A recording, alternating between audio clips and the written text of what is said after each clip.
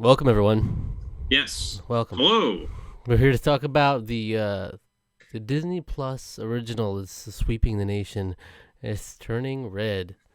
Is it sweeping the nation? I haven't heard. All I I've don't heard know. I is mean, like hear people talk about it. the The controversies the about first it. thing I heard about it was like literally all I heard were like comments from like about parents hate this or hate this Yeah. about it or something. Except that sounds like a bunch of fake news to me, personally. Like, So I guess so the point of concern. So do we want to do like non spoilers in the beginning? let's let's make it as non-spoiler as we can at the beginning. This is a pretty new movie. I don't know Hmm. exactly when this is going out, but not everyone's probably going to be chomping at the bit to see this, which is too bad. In my opinion, I think it's I've heard a lot of positive things to say about it. So, but the yeah, let's try to stay non spoilers before we start. But I guess we could maybe talk about the discussion around this a little bit, Hmm. maybe, Well, because first that's off, what I first heard about it yeah. as well. I mean, obviously I'd heard about it before then, but So, reaction so I to would it. say overall, I would say like I love first of all the visuals are really good in this movie, the animation, and immediately when you like start the movie, there's like a clear like this is really a unique tone and unique style Hmm. uh for a movie like I've never seen like Disney even do something in this. It seems very unique to that Oh yeah, to them. this felt so breaking the mold in terms of a style of in terms of like subject material in terms of like the form of storytelling. It was very Hmm. unique, Hmm. um very personal too. You could tell that it was a very personal story from the director. She also wrote Domi Shi. She also co-wrote the film, I believe. um and yeah. But I'd say overall, I'm not like blown away by it. Like in terms of stylistically, I think it's really cool.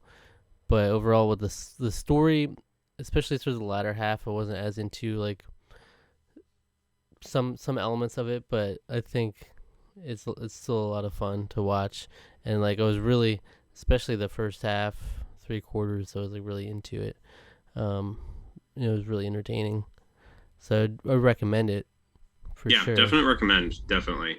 um yeah, I mean, I don't really have anything too negative to say about this film. I think maybe I might. It depends on kind of what your gripes are. I definitely think I felt like there was some weird, some weird pacing. Maybe not pacing, but like some weird beats of some kind in sort of the middle latter half. But It's just certain um, things like in movies I don't like these kinds of things. yeah, Like kind of how it all the climax of the movie at the end. I'm like, okay, I guess, but it doesn't do anything for me. But that's I probably just guess. me, just I guess only. there was some stuff in it, but like all of it was so incidental. It's just like to the overall theme and everything. You know, Hmm. it doesn't I'd matter say to for me so much. the tone of the movie, it all fits it perfectly. Yeah, I'd say probably the ideal audience for this movie is probably like the tween age, right? Like right I before or right at the cusp I of puberty. That I age. think there are two to three ranges of audience. People like you and me who grew up in this period of time. I actually was hitting puberty in the exact time when this movie's set. So to me, 2002. Yeah. yeah. So for me, or it was 2003, I think. I mean, I wrote Was it down 2002? 2002, so It's probably 2002. It was in that era. It was right around when I was going through it, so to say. I was It 6 years was right old. in I was that also period. hitting puberty at that time. Yeah, yeah, you were an early peaker, I guess. But no, so I would say that audience, as well as, yes, I think the age group at which 12, 13 year olds, 14, um, is definitely targeted towards, Hmm. especially towards girls. I think this Yeah. movie has a more female focus, and it's cool to see a movie that's like female focused, that's not like overly, I don't know, it doesn't have pink is not the primary color. It's not like a Barbie Red. film. It's not like a Barbie film, you know, like so it, you know. Do you think they chose the color red because of periods? No, they picked the color red because of red pandas. Red pandas are a thing. But look, it's a. Like, Well, you realize okay, do you that, think right? they picked red pandas because of periods? Because they In the literally in made the a play behind on this it. in the making of I didn't watch that. yeah, there is a there, I watched the making of. In the making of, she literally chose it because they're cute. Okay. That's literally it. That's what she said. Because look, it's like a double meaning if you say turning red. You know. But it's not. But it's really It's triple. not. People It's a are triple meaning. okay. So I guess we can kind of get into. I really enjoyed it. Zach enjoyed it to a degree. And I There's think that things I like. There's not like I didn't. There's not things I specifically yeah. disliked about it. It's just like Right. it was okay, but So, yeah. overall enjoyed it. Yeah. So I guess we can get into okay. So I actually do have a problem with people that are overemphasizing or overhyping the fact that it's like, yeah, it's red because red's like period blood. It's like, yeah, and it's like, okay, you're hyperfixating on the one aspect of puberty that affects girls in that their periods begin, menstruation. That's not, everyone's like, it's an allegory for menstruation. It's like, no, it's an allegory for puberty. It is an allegory for puberty, is not an allegory for menstruation. Because if it was, they could have gone way more in depth than that. They could have had it like, oh, after when you turn like anywhere between like 39 and like 47 or whatever, that's in our family. That's when it stops. It goes away naturally. You lose your panda. You lose your panda. And it's like you could have done something like that, you know, or whatever. Or like it's like, then why would there be a ritual to get rid of? Like it just none of that. No, well, it doesn't have to be 1-to-1 ratio. But no, but people are hyper fixating on that, and I think it's stupid because it's like, yes, that is an obvious part, and they don't really shy away from talking about it in this, which is like, I think that's cool. I think it's good to have more. I think it's good for girls to have that talked about in a more like accepting way and not like shying away from it so much. It's like, it's a part of life, you know. It's like what there shouldn't be like this weird like shame attached to it, because it's like there's nothing shameful about it. It's literally just part of existing. Like that's gonna happen, and you're gonna go through that. And being, you know, honest and open about that kind of that subject is like, that's cool. And there's a lot of fun moments related to that in the beginnings of the film, when her mother doesn't know that she's become a panda and just assuming that it's like, oh, okay. She it's got like all the pads that she had tucked away. Yeah. every single brand, every single variety. And then she was behind the shower curtain in the tub, and she's like, I'm a red monster. Yeah. It's like, it's perfectly natural. Yeah. So, I mean, yes, that's obviously an aspect of it, but that's not like, that's not really what the movie's not just about periods. Like, guys, come on. Like, it's weird. On the one hand, it's weird to see people like hyper fixated on that aspect. To me, it's like, okay, like, yes, the movie does have parts of that in it. On the other hand, it's also weird to see people being like, I would show this movie to my children because it talks about periods. And it's like, well, why? I don't think well, I guess I haven't seen all the opinions, but I've heard people saying the reason they won't show to their children is because of the drawings that she makes. They're so crude. So yes, so there's a couple aspects to it. Yes, so there are hand in hand with that when you're going through puberty. Yeah, you start getting down bad, and maybe it's not right away. You don't really understand what the feelings are exactly or anything like that. We all go through the drawing them as mermaids phase, of course. Yes, the drawing them as mermaids phase. Yes, I do that. It's a critical aspect. Boys do it too. I drew all the girls I liked as mermaids, of course. Did you? Feverishly. She under so your bed? intensely, so quickly, and she had so many different drawings. It was hysterical. That was also the animation though. Was like intense. Yeah, that face she makes. Yeah, like that's. And she's like sweating. She's like, It's Yeah, like it they was did some it really was cool great. visual stuff in this movie. Like there was one scene where it was literally just like cooking. The dad was when they first introduced the dad cooking. I'm like, ooh, that they made that cooking look real sexy. I'm like, geez, they killed it with this one. Yeah, there's a lot of influences, kind of like Luca before it, but this to way more of an extreme. Luca Mm. had a lot of Ghibli inspired sort of visuals and ideas in its animation, where they literally studied like Castle Cagliostro and stuff when they were making that film.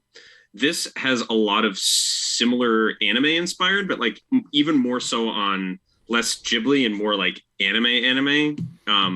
Especially with like eyes getting all like huge and sparkly and like lots of like crazy lines and stuff like action lines and things like that.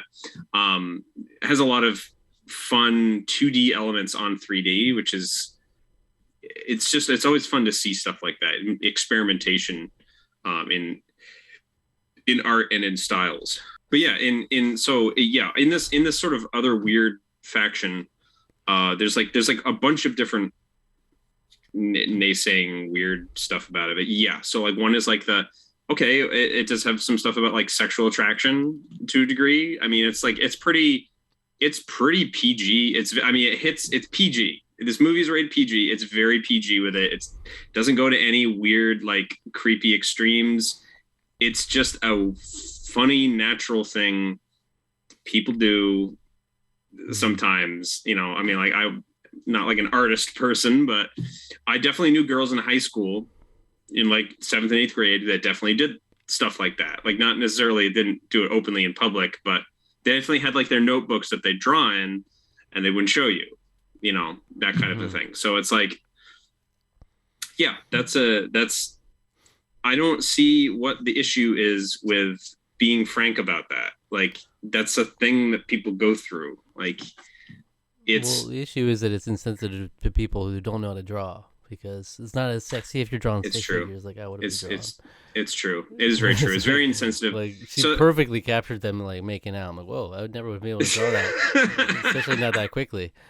yeah, that's pretty amazing. Then there's this other faction of so there was a review that went up. I don't remember what site it was from, but it was like basically they like it levied the criticism that the movie felt like I can't remember the exact quote, but it was like the movie is very personal, almost too personal. Like it felt like it was written for Domishi and her close friends. Like it's like there's nothing necessarily wrong with it, but it feels way too exclusive. And it's too specific of a story where it's like I can't it's basically like I can't relate to it. And it was like what? She can't relate to the tiger mom, He- storyline. Well, basically, he was saying he can't relate to it because it has to do with Asians in Canada. Girls, And it's about a teenage girl, and he can't relate to it. Hmm. But the gist of the article was very like borderline like bro, kind of like it get taken down because people were like that's both. This is kind of both sexist and also borderline racist because you're basically saying that like. I don't get this culture. It's weird, and I don't understand it. I can't relate to it. This, Just like, keep it away from me. like it's one thing to say like it's one thing I guess to say that like it wasn't for me or I just didn't relate to it. But it's another thing to basically come at it and be like levy that as a problem with the film because that's not a problem with the movie really. That's a problem with you, and levying that as like an objective criticism against the film is like weird. And I think that was the part that people had problems with because it's like I can understand people being like I don't know, I didn't really get it or didn't relate to it or whatever. I mean, I don't know how you can't unless you haven't gone through puberty, which hopefully most adults writing on reviews have. But still waiting on it, hoping so you're hoping for it next someday. week. So there's like all those things, and I think elements of all this have been like if parents are outraged, but like I don't really buy a lot of that personally. Like I watched it with my parents, and they're usually the ones to be like, I'm not gonna throw my parents under the bus in the sense that they're the ones to be outraged by it because they don't really get upset by stuff. They watch stuff that I'm surprised that they watch. Sometimes I'm like, wow, kind of proud of you. Like when they watch some of the stuff they do. So But I mean, neither of them had a problem with it. They thought it was funny, and my dad was like, "Oh yeah, yeah." Saw students like acted like that all the time when they are going through it. So it's like, yeah, it's a part of life. This movie does an extremely good job of depicting its characters in the way that kids act around that time in their life, and that to me helped make it as funny as this movie is, because this movie is very funny. I found it very funny anyway. Like I don't Luca, I had yucks with, because I mean it's the simple story of two boys that want a Vespa. And there's some humor, there's some just general humor in that, but like I think maybe I laughed quite a lot at Onward as well, but yeah, I hadn't memorably laughed as hard at a Pixar movie since like Monsters University, which people might throw stones at me for, but I found that movie's hilarious. Yeah. I don't care what anyone says. Yeah, this movie they killed it. Yeah, they killed it in that aspect. There was just great moments that just catch you off guard, like where she was I forget the exact context, but I remember the awooga. She went. She was like running away from school, and she ran by the convenience store where it was the guy that all the other girls were fawning over, and then she was like, yeah, no, he's not. And then she drew pictures of, ended up drawing pictures of. It's just like, and then she saw awooga. Yeah, that was crazy when her mom dragged her all the way over there. That's like that's the worst way to handle that situation. Is it the most embarrassing thing you could think of? Yeah. So, I mean, I guess we're just kind of easy into spoilers now. We're just kind of going into it. Yeah. So I would say the only thing I didn't really like is when like movies will do this sometimes in the climax, where just this how it ended up, where they all turned into pandas, and then they like the boy band joined in, and it was all like the song comes in, and it's like, I will say the power of the song is the boy band joining in was a little much for me. I will agree with you there. I was like, come on. I was like, they don't need to get on it. Four Town doesn't need to get on this.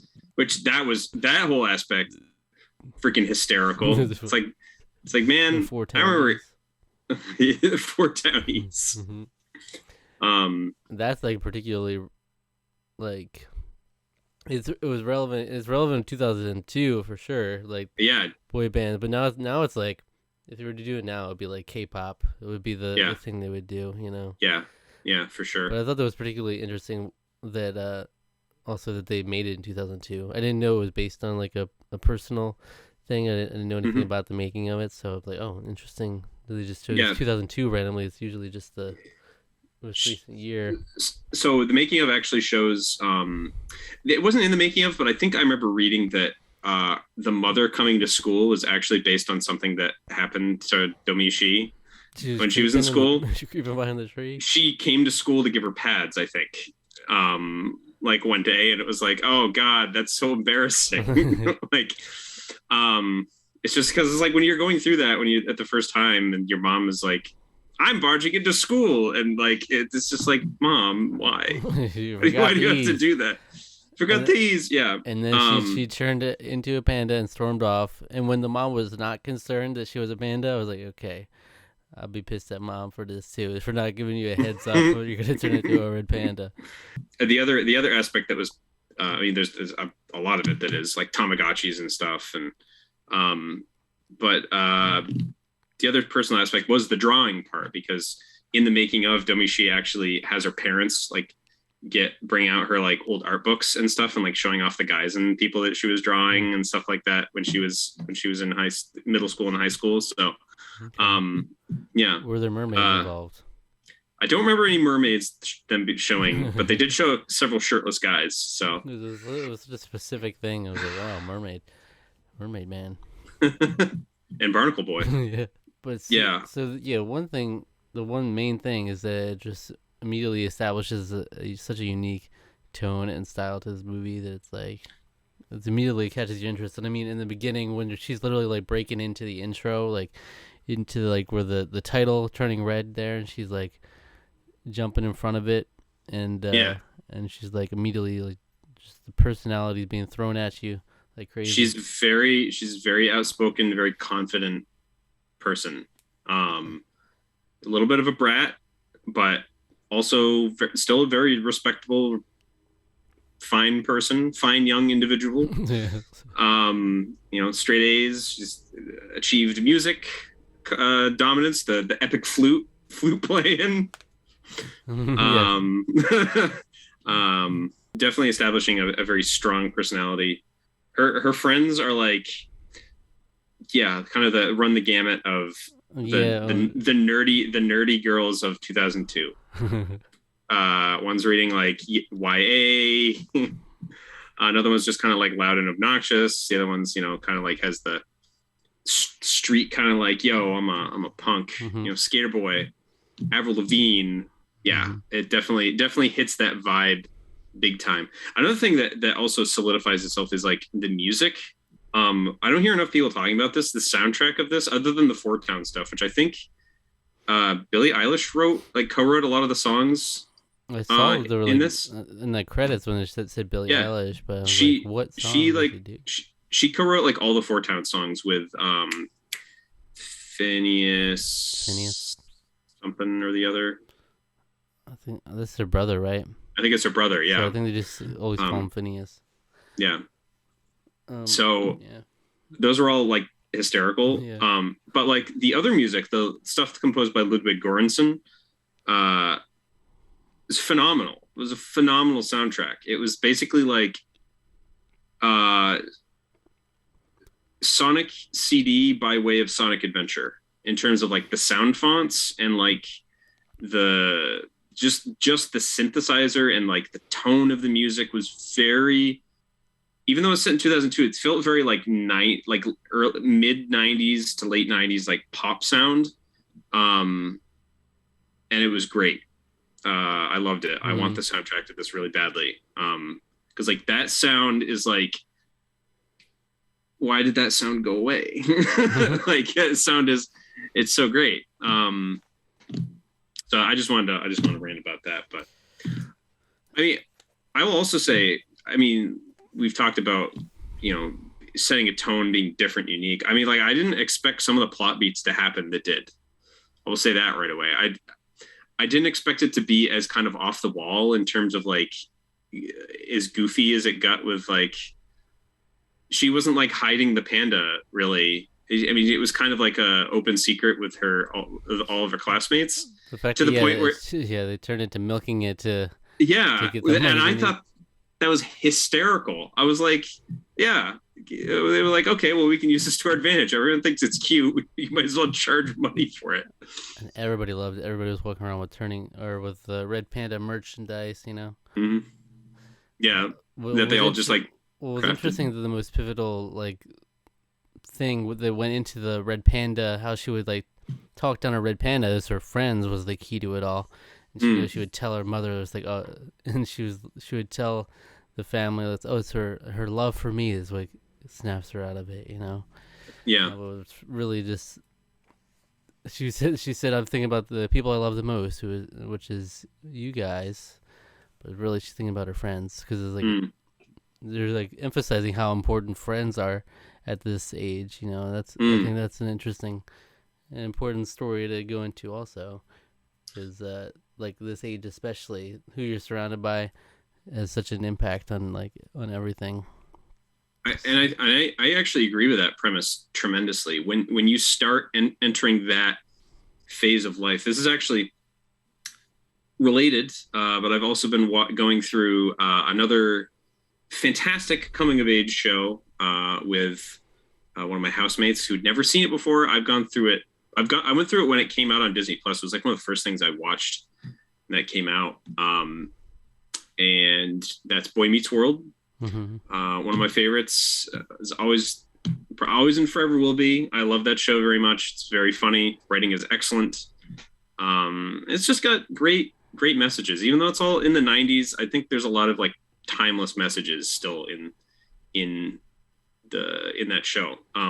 But like that's like one of the sort of aspects that they sort of touch on a little bit, is like, yeah, when you're entering that time of life, that's sort of when your true sense of independence from your parents starts to sort of dominate. It's like not dominate, but like it starts to kind of rear its head a lot more. Mm-hmm. Your friends are extremely important in terms of your social development, in terms of separating yourself from your family. It's like you always have your family in that degree, in the sense that, like, obviously we're talking about like a the generic two parent household, 3 kids or whatever you want to say. But like, so you always have your family to a degree, but like what will separate you and what will continue your growth into your adulthood is the friends that you make along the way. It's the friends we made along the way. But really that is a critical aspect of childhood development. And I think having that play into this mother-daughter friction and relationship that is at play here. And speaking broadly, because I obviously am not Asian and I don't have personal experience, but I have heard of plenty of anecdotal stories from both friends and celebrities and people that I watch and follow, that like an expectation. Asian parents can be they have a high standard for their children, and that can put a lot of pressure on them. Mm-hmm. So I think having that at play with this story, I mean, that story really couldn't happen without that, I guess.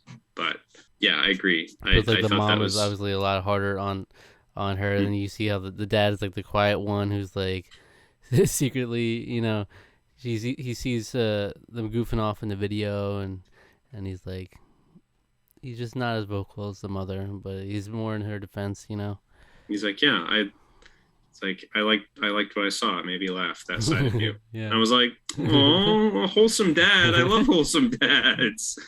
They're so yeah, that's such a great thing. No, and I think another thing that I really liked about this is that while there is a conclusion to the movie and it does sort of come to this, she decides to keep her powers.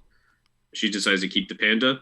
In the end, there is still an aspect of tension where it's like, was that the right decision? It doesn't really play it up too much, but I think there is an element of like, what is the right answer to this predicament? Is it being your own self apart from your parents, or is it honoring your parents, or is it a mixture of? I think the answer is yes. I think it's both. And I think that the difficulty in the question, in the concept, if this was geared towards a higher audience, an older audience, and it wasn't a kids movie, I think it would probably leave a lot more. It'd be a lot more vague in terms of its conclusion. But I like the fact that it does seem to kind of, even though, like I said, she does keep the panda, so obviously individuality is important. That's what's emphasized. But like, it's interesting because all of her aunts and mother and grandmothers go back to the way of things were. They don't change their mind in terms of keeping the panda. So it's like, is there still, what is the right decision? I think that's a worthy, to me, as a discussion point if you have children who are of this age. I think that's a great, I think it's a great teaching and discussion tool. This to me is like, I can't think of a movie that's tackled these subjects in a way that's more fun, but also educational. Well, her message is that we all have our own monsters. Yeah. We should learn to accept them, I guess. And like work with them rather than like be ashamed of them, right? Yeah. Yeah. Everybody's got, I don't necessarily completely agree with the sense that's like, well, you just got to learn to the conclusion that you just have to learn to accept them. They'll always be a part of you. Cause I think people can change. I think people can better themselves. Because it's like, what exactly do we take the red panda to stand for? Right. Right. Like, I'm not sure exactly what they're trying to say. Like what is the monster that you should accept? Right. Because there's a monstrous side of, because parts of the panda are fun and cute and cuddly, and that's part of the transformation. But then there's parts of the panda where she like attacks like the kid because she gets really angry. That's the intense emotion that brings the panda out as well, is anger, and that seems to like take over. So it's like, and that's a side that's like, that's not good. Clearly she needs to have that under control. So I thought there was like metaphors of like I almost thought the movie was going to be a lot more about self-control, which it is, that is an aspect of it. But I think there's an aspect of that they don't really like dive right in and say, this is what it's about. I think they leave it, to your point, I think they kind of leave it a little open-ended of exactly. It's a metaphor for a few different things. Puberty as a whole, which encompasses a lot of different things. Right, because it's not just one big metaphor that goes throughout the story. Yeah. It's not like puberty and this all we're talking about, because it's not like, right, I have to learn to accept your puberty and not give your puberty away. Yeah, because that's like, obviously more nuanced, actually. Yeah, so that is cool. I'd still say just like the way it wrapped up, when we're getting to the point where it's like we're going into this like other realm, and we're getting relatives, all the relatives that turn into their pandas, and it's like they're joining forces, and the mom's this huge ass panda. I like the kaiju panda's cool. Okay, I'm like, that's where it kind of lost me with all that stuff. Kaiju panda lost you. Yeah. It's sometimes when things get like really dumb and big. Sometimes they can be. What pissed me off is when she got huge, is that she was like, where are your parents? She was doing all the tropes when she walked over there. She's like what's going on over here? Where are your parents? And I forget what else she said, but it was like the mom finds all the kids doing something. Yeah, she finds them all at the Fort Town concert.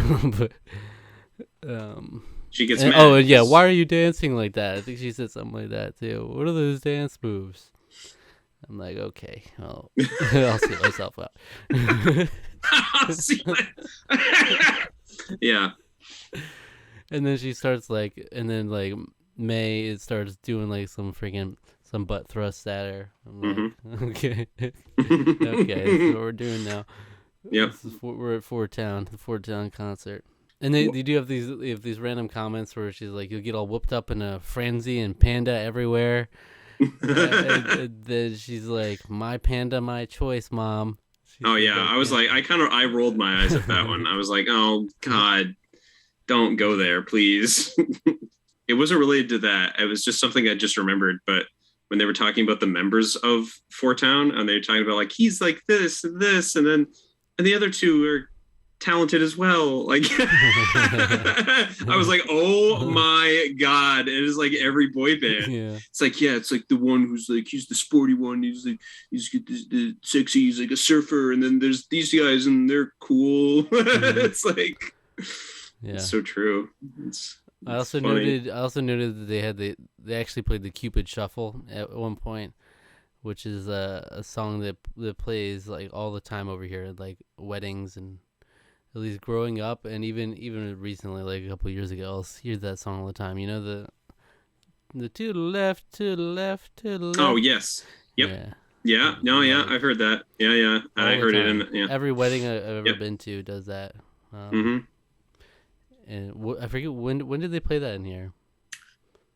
Oh, I don't remember. I just wrote down Cupid Shuffle. I'm like, okay, that was unexpected. that did show up. Yeah. This movie was not like a revelation like Soul was to me. But to me, I like the fact that we don't have to have movies that are as like existential as that every single time. I like the fact that Pixar isn't just making the same exact kinds of film all over and over again. I think when you try to do that, when you try to replicate the same kind of family-friendly movies over and over again, you get what people say allegedly. And again, I haven't seen this movie, so I can't speak to it personally yet. But when you just try to replicate the same exact like family-friendly fare, oh boy, a lot of alliteration there. You get The Good Dinosaur. Or Cars, right? And you're just making the same kind of stuff. We stand Cars in this house, but what I'm saying is like you get generic kind of crud when you try to force that. And I get your opinion. rather than to me having more personal stories, the last 3 films or 4 films, I guess Soul isn't really a personal story because it has to do well.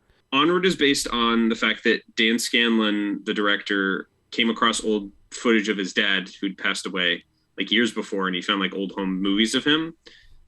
That whole concept came from that and his love for like D&D and stuff like that. Mm-hmm. Soul had to do with Pete Docter's love of jazz and New York musicians. I don't know much more about besides there. Luca came from its director's memories of his childhood in the Italian Riviera and a lot of the joy and the timelessness of that life and that kind of part of the world. And then this obviously comes from the personal life of its director. So I like the fact that they're doing these sort of personal sort of stories. And they're all their own like cultural snapshots, you know. Yeah, just a little window into something. This one is very specific, you know. It's like an Asian family in Canada. Toronto, Canada. Very Toronto. This is a very Toronto film. I like the Canada stuff. It's cool. Mm-hmm. But for me, it's an 8 out of 10. It's nothing crazy for me. Like if I went on visuals alone, I would be like, this is killing it. I'd expect it to be like a 9 out of 10. Just for the story, for me overall, I'm just like, it's okay, but I had fun with it. Yeah, it's a very funny film. I'm in the same ballpark as you. I think I'd probably give it an 8. I don't know if it quite rises to a 9 or a 9.5. I think there are lots of aspects of it that I love, and the fact that it is confident enough in itself as a movie to tell a story like this. I like that. I think I really appreciate that a lot. But I think I'm in like an 8.5. This movie is very good, very funny.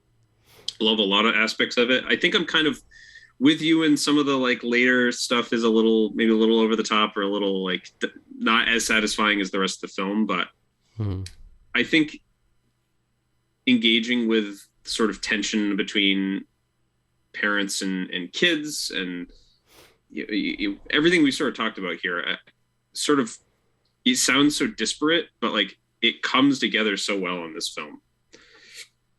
And yeah. I liked it a lot. It'll be 8.25 out of 10, Tarqaron score. Yeah. Yeah. So that's a good score, but I won't be showing my daughter this until she's 18. Okay. There's way too much sex in this movie. There's actual sex in this film. You don't want them to get the wrong idea. All right. But as we were watching the making of thing, I was joking to my parents. So I was like, okay, well, you might say that, but it's just too specific. We can't have. It's too specific of an audience. It's a terrible mark against the film. Mm-hmm. Yeah. Too specific. Yeah. Mm-hmm. I can't relate. I've never been through puberty, so never. Yeah. Never panded everywhere in a frenzy. So. No.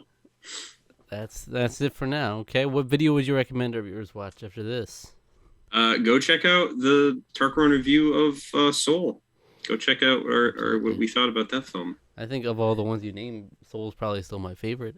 Yeah, I would say so.